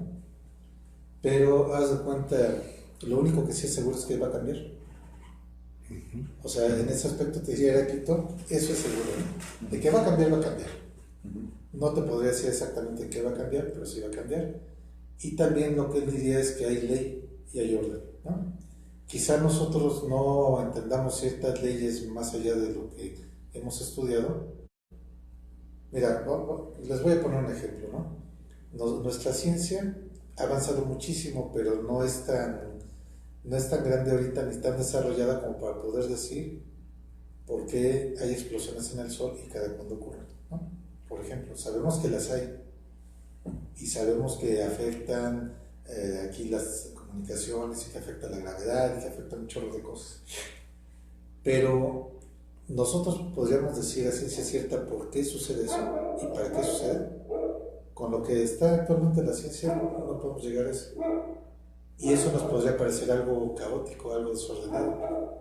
Pero ¿qué es lo que sucede? Que más bien nosotros no percibimos cuál es la finalidad del orden y la ley de ese movimiento. Entonces, por eso diría en este caso Heráclito que todo lo que es un cambio en la naturaleza, todo cambia, todo absolutamente va cambiando, ¿no? Pero esa cuestión, para no perdernos en ese cambio, precisamente detrás de todo eso, detrás de todo el fondo, hay unidad, orden y ley. Entonces, vamos, quizá nosotros de manera consciente no hacemos muchas cosas, ¿no? ¿A qué es a lo que voy? Nosotros, para hacer la digestión de lo que comemos, no necesitamos estar conscientes de que estamos digiriendo la comida. Nuestro cuerpo, de alguna manera, ya tiene un mecanismo natural que hace la digestión, ¿ya? Sin que nosotros estemos atentos, ¿no? Ya es parte de las funciones fisiológicas. Y esas funciones pueden ser tan complicadas como lo más, ¿no? O sea, en un momento dado, un médico que sí se mete a fondo a eso, nos puede decir, nuestra digestión es tan o cual complicada como esto, tal, tienen que abrirse las cadenas de azúcares, tal. Nosotros ni por enterados de que está sucediendo todo eso, simplemente estamos comiendo, ¿no? Eso pudiera parecer un caos, sin embargo no lo es. Hay una ley que rige nuestro cuerpo, hay unidad, porque el estómago no se maneja solo, está en función con otros sistemas. El aparato digestivo depende del aparato circulatorio y del aparato respiratorio, en fin, sistema respiratorio, perdón. Entonces, ¿a qué es a lo que vamos, no? El conocimiento es precisamente la llave que nos permite abrir varias puertas para ir entendiendo un poco más de eso que nos pudiera parecer caótico, ¿no? De todo eso que nos pudiera parecer caótico en un inicio, vamos abriendo una puertecita, nos sorprendemos y de repente aparece otro salón más grande y otro salón más grande y otro salón más grande y decimos, uy, pues es que todo eso yo ni sabía, ¿no? Y ahí vamos. Pero lo que diría Heráclito es que todo eso corresponde en orden y una ley. Por eso hace rato planteaba la pregunta hipotética. Si nosotros lo que nos permite todo ese orden en lo que sucede cotidianamente en nuestra vida diaria, levantarnos, despertarnos, soñar, comer, hacer la digestión, vamos, desde mover un músculo, ¿cuántos procesos físicos no intervienen, ¿no? Generar corrientes eléctricas, en fin, de las cuales no somos conscientes. Si nosotros vemos en aislado, por ejemplo, lo que sucede en un músculo cuando se mueve, quizá no pueda tener mucha lógica porque una molécula del azúcar se desprende, se vuelve energía, se transforma en una corriente eléctrica para que se mueva el brazo, ¿no? Nosotros quizás si lo vemos en esa parte tan pequeñita, no podemos entender la lógica ni la finalidad de eso. Pero ¿qué sucede si nosotros vemos todo el contexto? Vemos una persona que quiere alcanzar un vaso, tiene que estirar el brazo, abrir la mano, tomar el vaso, traerlo cerca y tomar agua, porque lo que tiene es sed. Ahí se cumpliría la finalidad. Entonces todos esos microprocesos que vemos en el cuerpo tienen un orden, siguen un principio y una finalidad. ¿Qué es lo que sucede? A veces nosotros no alcanzamos a ver todo eso. Por eso diría que todo eso que vemos cambiante no quiere decir que no esté sujeto a una ley. ¿Cuál? No sé, apenas la estamos descubriendo. Por eso él empieza con la cuestión del conocimiento. Se da cuenta, es el primer punto. Si no sabemos, si no nos damos cuenta que ignoramos muchas cosas, no vamos a tener mucho menos la idea de lo que puede parecer más adelante, ni mucho menos de la unidad, ni de la ley, ni de nada de eso. Pues, ¿cuánta gente hay que se levanta el día a día, no se plantea nada en su vida? Todo le da igual. Entonces, en esa cuestión, creo que sí es bastante importante para la sociedad. A partir de esto, vamos, hay muchos autores que posteriormente a esto le han dado distintas finalidades a la vida de los seres humanos, a la vida del universo. Todo le da unidad. Algunos dicen que esto es un caos, algunos dicen que hay una opción. Pero es un punto importante que se empezó a discutir, porque si la filosofía no lo discute, ¿quién lo va a discutir? Simplemente un físico no le interesa discutir nada de eso. Un físico nada más demuestra las leyes y ya, hasta ahí se queda su trabajo. Pero digo, entonces si no lo entiende un físico, pues entonces ¿cómo podemos entenderlo nosotros, ¿no? Nosotros, de hecho, para eso está la filosofía. Entonces, esa es la cuestión. O sea, creo que ya si lo vemos en términos que no se meten en otras áreas, ¿no? Ni en la teología, ni en la física, ni en otras áreas, la cuestión completamente filosófica es ¿qué es la muerte? Para Heráclito sería un cambio más, un cambio que nos acompaña, ¿no? Entonces, si el mundo está lleno de cambios y la muerte es un cambio más, ¿por qué nos duele tanto una muerte, no? O sea, ¿por qué nos duele tanto una pérdida? O sea, hablando filosóficamente de un cambio. A veces tenemos pequeñas muertes o pequeñas pérdidas cotidianamente, ¿no? Incluso los psicólogos es lo que a veces hacen, ¿no? Yo me acuerdo que un amigo que tenía muchos años fumando, cuando dejó de fumar, dice que fue con un terapeuta, obviamente a recibir apoyo médico, pero aparte psicológico, y que lo que le dijo el médico, el terapeuta, le dice, mira, dice, esto es el cigarro, dice, es un hábito que tienes desde hace 20 años, dice, entonces vas a sentir una pérdida como una muerte de un ser querido, y como tal lo tienes que asumir.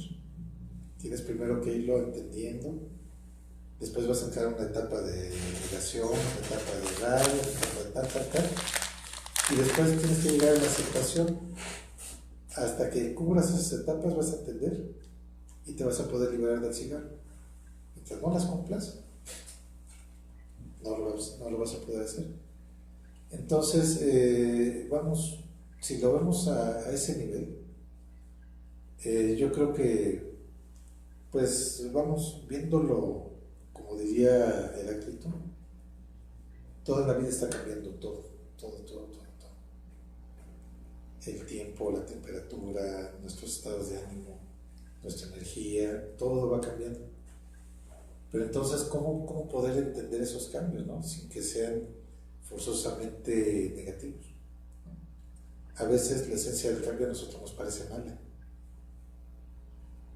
Es más, ¿cuántas veces nos ha pasado que cuando sucede algo completamente inesperado en nuestra vida, empezamos a renegar, ¿no? Hay gente que hasta reniega de todo, porque es más, si se es creyente, dicen, ¿por qué me dejaste, Dios mío? ¿No? ¿Por qué me has robado? ¿No? Pero digo, en esa situación, alguien diría, bueno, si fuera alguien como Heráclito, diría, tú ya sabes que vas a cambiar, ¿no? Entonces, ¿por qué te resistes al cambio? ¿Por qué niegas ese cambio? ¿Y qué pasaría si no lo tienes al cambio? Es parte de la esencia humana. Sí, ¿no? Querer mantener todo estático, ¿no? Sí, pero yo digo, por ejemplo, desde que uno empieza a tener conciencia, hay apego a la madre, que te da protección, te da abrigo, te da cariño, te da amor. Hay apego al padre, ¿no? Que lo identifica uno, que te acompaña, que te enseña, etc. Hay apego a los hermanos, que también recibes afecto, ¿no? Cuidados, en más o en menos escala, ¿no? Hay afecto por los parientes cercanos, etc., ¿no? Así lo podemos ir ampliando, ¿no? Entonces, es algo inherente, yo creo, al ser humano.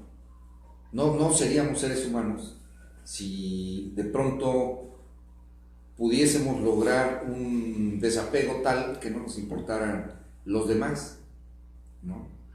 Entonces, el proceso de la muerte se vive de una manera tan dolorosa, entre más cercano sea el ser que muere, ¿no? Para mí el caso de la madre es el proceso más terrible, ¿no? que pasa uno, ¿no? Lograr realmente un desapego en el cual uno pueda comprender que todo es cambiante y que a final de cuentas no pasa nada es lo más difícil que puede haber en la vida, ¿no? O sea, es extremadamente complejo de pronto aceptarlo, no negarlo ni dejarlo de querer estas situaciones, pero sí lograr tener un desapego tal que uno diga, bueno, sí, este proceso pasó y estoy en paz. Eso es lo más complejo que puede haber. ¿Y por qué creen ustedes que sea eso? Pues yo digo, forma parte de la esencia humana. Hasta ahí me puedo quedar, mi conocimiento no me da para más. Aquí me llama la atención un tema que tiene que ver con la reacción al cambio. O sea, cómo nosotros ante el cambio experimentamos dolor. Y yo veo cada vez más en nuestra sociedad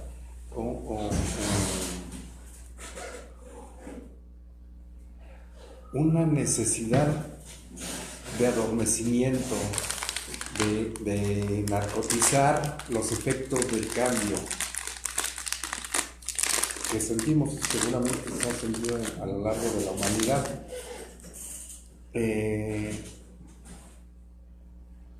Para hacer el cambio pues más llevadero, más aceptado, menos quizá menos relevante. ¿Por qué? Pues porque va a ocurrir y en tanto no me duela, pues no me va a resultar tan preocupante. Sin embargo, no estoy tan seguro que sea posible y sobre todo factible de entender realmente el cambio sin la experiencia del dolor.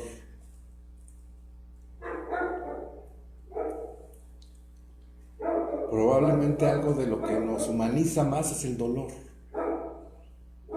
Yo no me siento más humano que cuando comparto con otra persona la solidaridad del dolor. Así lo he vivido en mi vida, ¿no? O cuando siento que alguien comparte conmigo mi dolor, comparte el dolor conmigo, con mi dolor. Y eso es una cuestión que pues la pongo como pregunta, ¿no? Porque no es tan fácil como narcotizar el asunto y se acabó. Pues quitamos el dolor y ya pasó, no pasa nada, ¿no? ¿Qué pasa, por ejemplo, cuando a la gente le duele mucho algo y en lugar de vivir ese proceso de dolor se pone a tomar o se evade? ¿Vive el dolor? Está anestesiado. Está anestesiado, no sé. Hay una frase, aunque es para psicoculturismo: no pain, no gain. No hay dolor, no hay avance. Cuesta. Todo cuesta. Aunque hay ciertas circunstancias particulares en las que no necesariamente, bueno, sí hay un proceso de dolor, pero voy a comentar algo que ya lo había platicado al principio del taller, pero te comparto esta experiencia personal. Mi madre falleció, estaba aquí en la Ciudad de México. Mi madre estaba en mi pueblo, me traslado para allá, llego, ya la veo tendida, murió a las 5 de la mañana, yo llegué a 1 o 2 de la tarde. Pues la gran tristeza, la gran angustia, somos 4 hermanos, 3 mujeres, un servidor, soy el más joven de los 4 hermanos. Al ver a mis hermanas tan dolidas, mi padre ya había fallecido, mi abuelita aún estaba viva, ¿no? La mamá de mi mamá, mi abuela, y al verlas con tanto dolor, pues yo trataba de agarrar un poco de fuerza para tener calma en toda esta situación, y así lo hice durante muchas horas, de la hora que llegué a las 11 a las 12 de la noche, más o menos. Pero llegó un momento en que traté de dormir, pero la angustia que sentía era tan grande que me salí de mi casa. Y iba yo en un auto con un amigo, y le digo a mi amigo, ven, vamos, de aquí no quiero estar aquí en la casa. Y entonces nos vamos al otro extremo del valle, es un valle, hasta el otro extremo, cerros acá. Ahí enfrente veía el pueblo al fondo, ¿no? Entonces, ahí pude desahogar toda mi angustia, toda mi tristeza, toda la soledad que sentí en ese momento.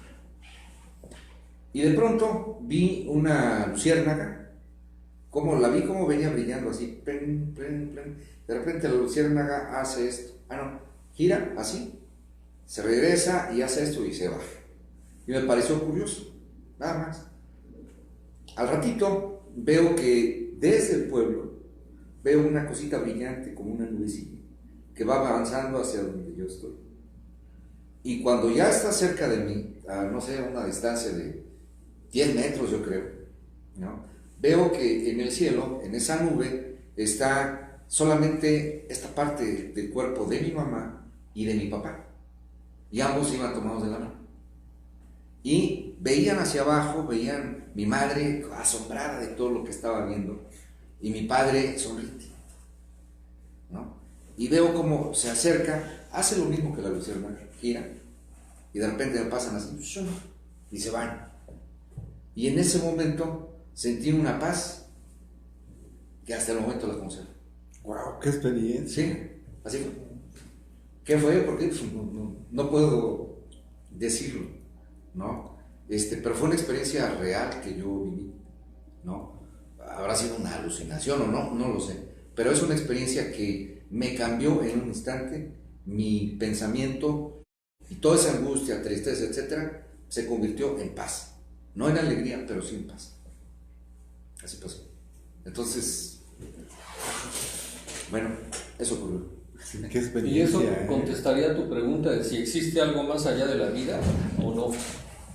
Bueno, sí. O al menos te plantearía alguna no, sí, por supuesto. Pregunta o algo. Sí, claro. Lo que sea. No, sí, por supuesto. O sea, experiencias como esas, pues te dejan así impactado, impresionado. Porque fue real para ti. Sí, para mí fue real. Absolutamente real. Lo Sí. viste, es que eso yo lo vi. Así es. Sí. Mi amigo, obviamente, no vio nada. No, eso fue para ti. No, eso fue para mí. ¿No? Entonces, no sé qué dirían los filósofos de la antigüedad, ¿no? Al ver esta situación. Y me reitera un poco la pregunta que es que me queda sin resolver, porque no es fácil decir la respuesta es esto. ¿Todas las muertes son iguales? No. O sea, todos los que mueren, como el que mencionaban hace un rato, el cuate que no tiene interés por la vida, puede estar matando, puede estar no teniendo ningún propósito en la vida, y si muere hoy, muere mañana, le da lo mismo.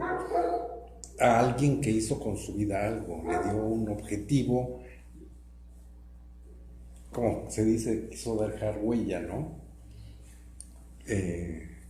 Mira, yo diría, si la filosofía tiene algo que decir con eso, ¿no? Completamente de lo que diría Heráclito, diría que si nosotros nada más percibimos los cambios, pudiera parecer exactamente algo caótico, ¿no? Algo relativo, ¿no? Tú viste esto, yo vi lo otro, entonces, ¿quién tiene la razón? Yo tengo mi razón, tú tienes tu verdad, cada quien tiene su verdad. Entonces nunca nos ponemos de acuerdo, ¿no? Pero ¿qué diría con respecto de eso Heráclito? Si vemos de alguna manera los temas, los tópicos importantes para él, él diría, bueno, detrás de todo cambio hay unidad, orden y ley. Entonces eso, diría él, pues pasó por una ley, por algún principio que le da finalidad a todos. Y lo segundo es, ¿cómo poderlo entender? A través de la cuestión del conocimiento. Para alguien que no lo ha vivido, no lo ha visto, no se le ha parecido ese segmento de la realidad, va a ser algo desconocido. Vamos, ¿A qué me refiero? Si una persona jamás en su vida ha visto un toro, ni fotos, ni nada, o es más, aunque vea fotografías de un toro o de una vaca, si jamás en su vida ha tenido esa experiencia, y culturalmente ellos, en el lugar donde viven, no se conocen a esos animales, ¿cómo lo va a percibir ese animal? Quizá como un mito, como una invención. ¿Qué fue lo que pasó cuando iban los exploradores europeos a África? Se hablaba de muchos mitos, se hablaba de criaturas monstruosas, ¿no? Incluso este cuento de King Kong, pues era un cuento nacido de eso, ¿no? De los exploradores que decían, es que hay humanoides gigantes, ¿no? Bueno, ellos veían a lo lejos un gorila y se les hacía algo gigante, ¿no? Pero, ¿qué es lo que sucede? Todo tiene que ver nuevamente con el conocimiento. Hay cierto tipo de experiencias que si nosotros no las conocemos, nunca van a aparecer en nuestra experiencia vital, ¿no? Entonces, ¿es un problema de conocimiento? Yo diría que sí, porque a veces tratamos de generalizar, es otra falacia, ¿no? Ya cuando entremos a Aristóteles vamos a ver ese asunto, que hay la falacia de la generalización. Pensamos que porque yo he visto algunas cosas, todo el mundo debe de ser así, y toda la realidad debe ser así, ¿no? Entonces, ¿qué es lo que sucede para lo que yo conozco? Más bien, para lo que yo no conozco, lo tazo igual que todo lo demás. Y es cuando hay errores, cuando hay falsedades, cuando hay muchas cosas que no deben de ser. Entonces, hablando por ejemplo, de experiencias que nosotros hemos palpado, hemos tenido y no sabemos explicarlas, pues vamos, el conocimiento es muy vasto. Hace rato por eso les decía, ¿cómo sabemos lo que sabemos? Y si eso es correcto o es falso. O sea, en un momento dado creo que no podríamos asegurar que todo lo que conocemos es verdadero, ¿no? Primero. ¿Por qué? Porque depende mucho quién nos lo haya dicho o cómo lo aprendimos. Y lo segundo es qué tanto aceptamos lo que no sabemos. Que eso tiene que ver precisamente con lo que tú comentabas, ¿no? Lo que tú viviste, lo viviste de una manera tal que la gente que estaba junto a ti no lo vivió de la misma forma, ¿sí? ¿Es correcto? Entonces, el mismo punto hubo dos experiencias. Pero si aquellos que están presentes en un fenómeno, en un cambio, no lo perciben igual, puede haber varias explicaciones, cómo lo vimos, cómo lo entendimos, cómo lo transformamos, cómo lo asimilamos, pero el punto yo creo que de fondo es precisamente lo que muy posteriormente Heráclito dijo Sócrates, aceptar que no sabemos, ¿no?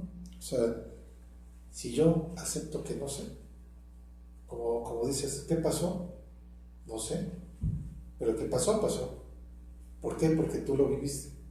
Para ti fue algo que pasó, para tu amigo no, pero para ti sí.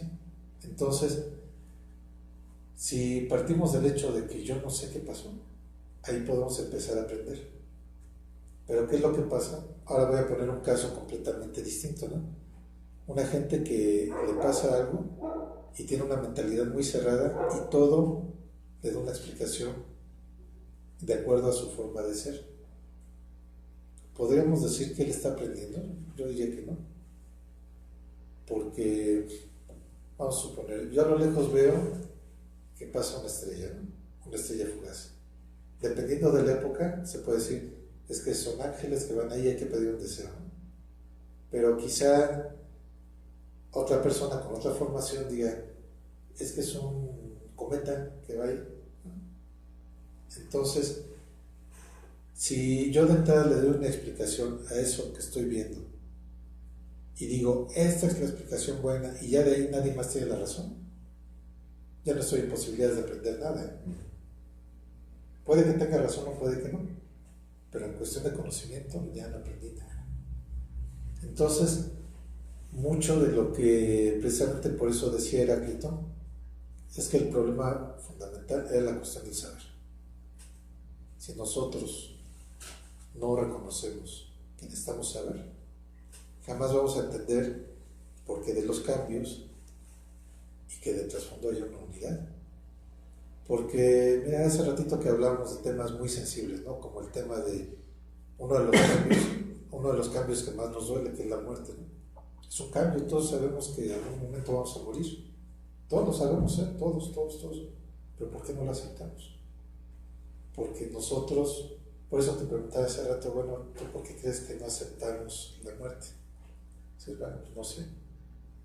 Pues yo tampoco sé, ¿no? O sea, pero creo que en algún momento dado es una pregunta muy válida para la filosofía. ¿Por qué no aceptamos los cambios? O sea, si ya lo sabemos, ¿no? Si ya sabemos que indudablemente algo va a cambiar diariamente, ¿por qué no lo aceptamos? Diría el Buda, ¿no? Diría el sistema filosófico del budismo, diría, es que nosotros estamos apegados a que las cosas sean de una manera estética. Queremos toda la vida ser jóvenes, queremos toda la vida tener salud, queremos toda la vida ser felices. No, ni siquiera ser felices, yo diría estar contentos, ¿no? Porque a veces ni siquiera entendemos qué es la felicidad, ¿no? Pero esos estadios sabemos que vienen aparejados de otras cosas, ¿no? Sabemos que la contraparte de la juventud es la vejez. Y si somos jóvenes, necesariamente, bueno, si no nos morimos antes, vamos a ser viejos, ¿no? Pero ¿por qué si pasa todo eso? ¿Por qué no lo aceptamos? Entonces diría el Buda que algo que le afecta a la humanidad es el apego. ¿Y qué es lo que genera el apego? Pues el apego nos apegamos por ignorancia, porque sabiendo que va a cambiar, nos aferramos a eso. Y hacemos hasta lo imposible. Entonces, por eso les decía que mucha de la filosofía de los presocráticos es muy parecida a la filosofía de Oriente. Tienen raíces similares, ¿no? No, pero sí. Esa, bueno, lo que yo quiero comentar es que tengo muchas dudas. Así es la filosofía. Sí, entonces en esto, o sea, la filosofía se va también construyendo de muchas fracciones, de muchos pedacitos, ¿no? Y lo que le sirve a la filosofía para estructurar lógicamente un razonamiento es acumular también información. Yo diría nada más esta parte que me parece interesante para comentarla y discutirla. Desde el punto de vista de la biología,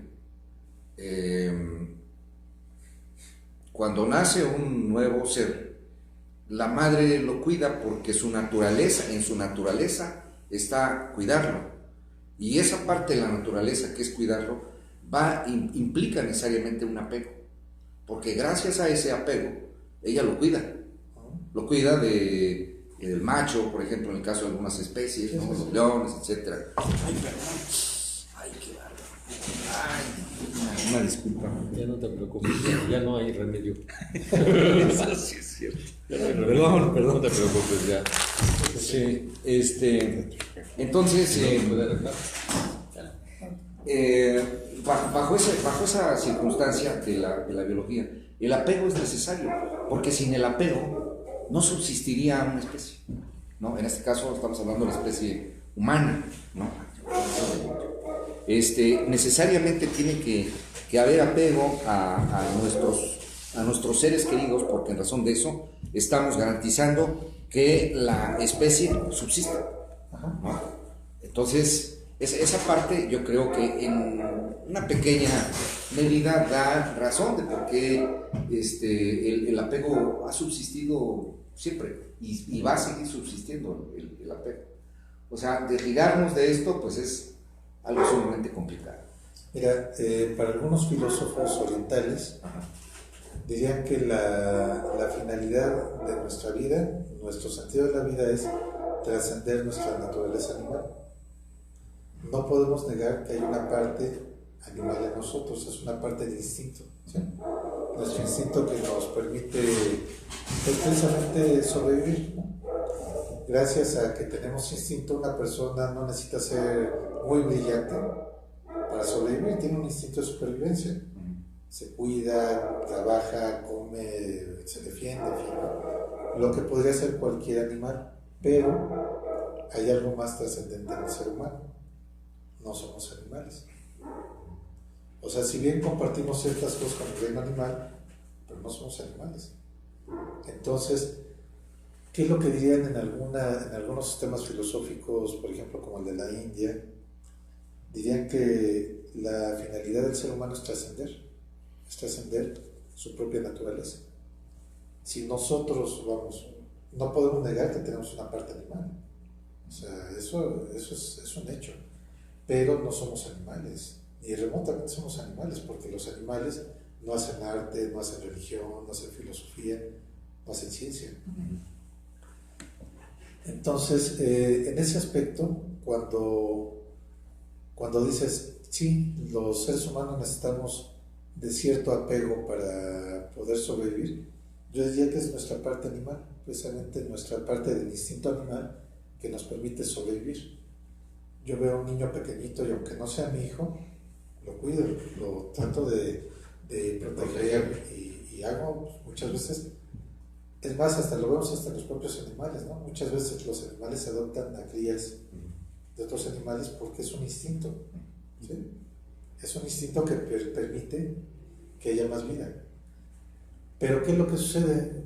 Precisamente, por eso decía que el pensamiento filosófico es muy interesante, porque dice, si partimos del hecho que tenemos una parte animal, pero no es la que nos debe determinar, es un soporte nada más, pero no es la que nos determina, entonces nos enojamos como se puede enojar un animal, ¿no? De que, por ejemplo, un perro, si le das una patada, se enoja y te tira la mordida, ¿no? A nosotros, si nos tratan mal a veces, pues también nos enojamos, pero porque a veces tiramos la mordida y a veces no, porque tenemos la capacidad de discernir cuándo hacerlo y cuándo no. Son temas de lo que dirían en las religiones el libre albedrío. Puedes hacerlo, sí, puedes hacerlo, pero también puedes no hacerlo. ¿De quién depende? De ti, ¿no? El que te pisó, te tiró la patada, ahí está.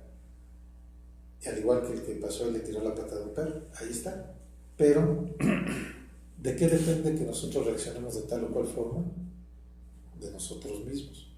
Entonces, esa es la parte donde todos los sistemas filosóficos hablan, bueno, los sistemas antiguos, pues, hablan de trascender esa parte animal. Precisamente al inicio hablábamos de los mitos. Uno de los mitos era el carruaje helado, ¿no? Que eso nos hablaba en muy grandes rasgos, de cómo poder controlar la parte emocional, ¿no? De que cada uno tenemos sin llegar a que nos domine, sin llegar a caer presos de la ira, de la tristeza. ¿Por qué? Porque la mente nos puede ayudar. Es una herramienta que nosotros tenemos más desarrollada que los animales. Nosotros podemos tener libre albedrío en nuestros actos, los animales no. Un animal hace lo que ha venido haciendo durante siglos, lo que le permite su instinto. El ser humano no. El ser humano tiene una parte instintiva, hablando éticamente, pero otra parte que puede controlar.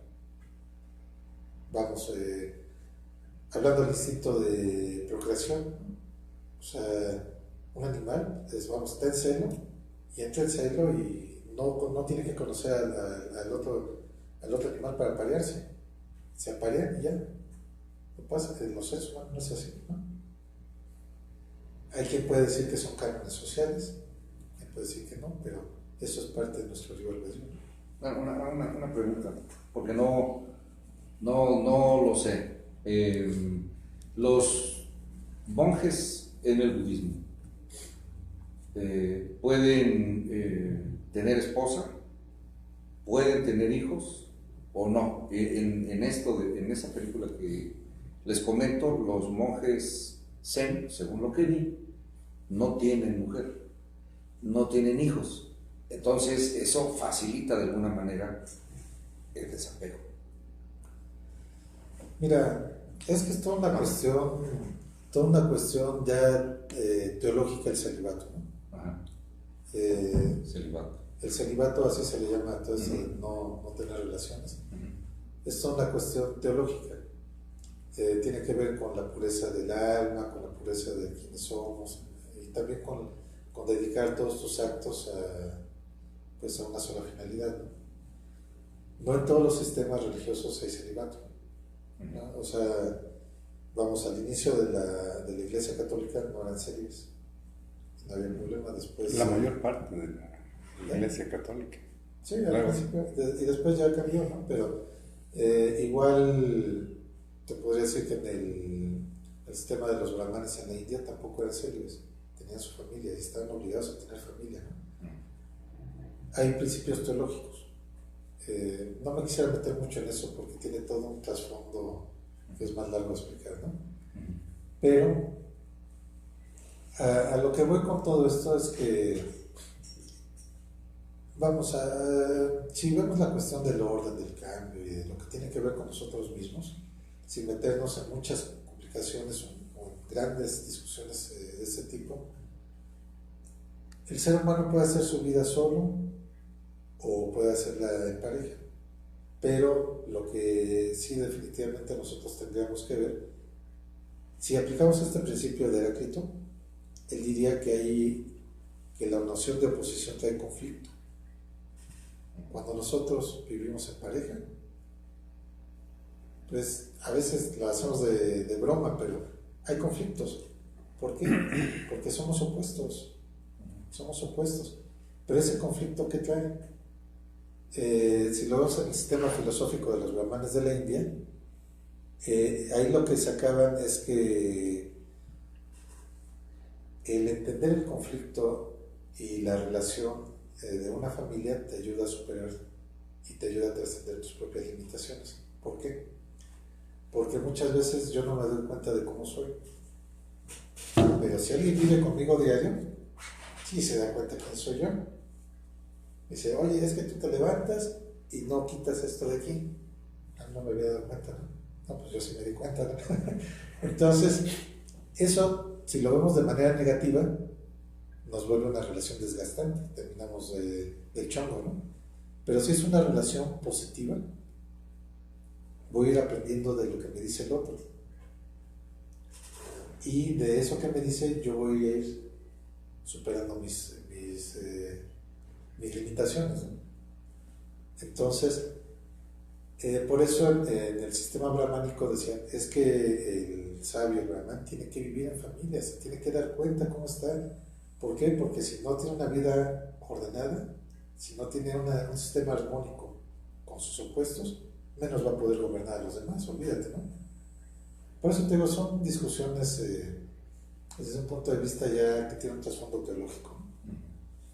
Pero en ese aspecto, sí, la cuestión es esa, ¿no? O sea, definitivamente la noción de oposición, como diría Heráclito, que hay conflictos.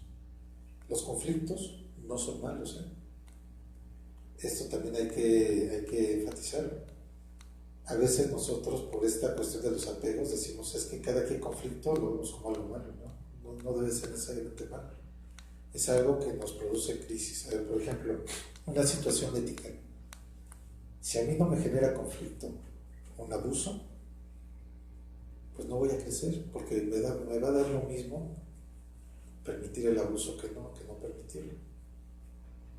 Cuando me empiece a generar conflicto, estoy en posibilidad de entender que hay otra cosa y poder cambiar mi conducta, poder mejorarla. ¿Por qué? Porque hay gente que, mira, vamos a ponerlo simple y llanamente, ¿no? Hay gente que abusa de los animales.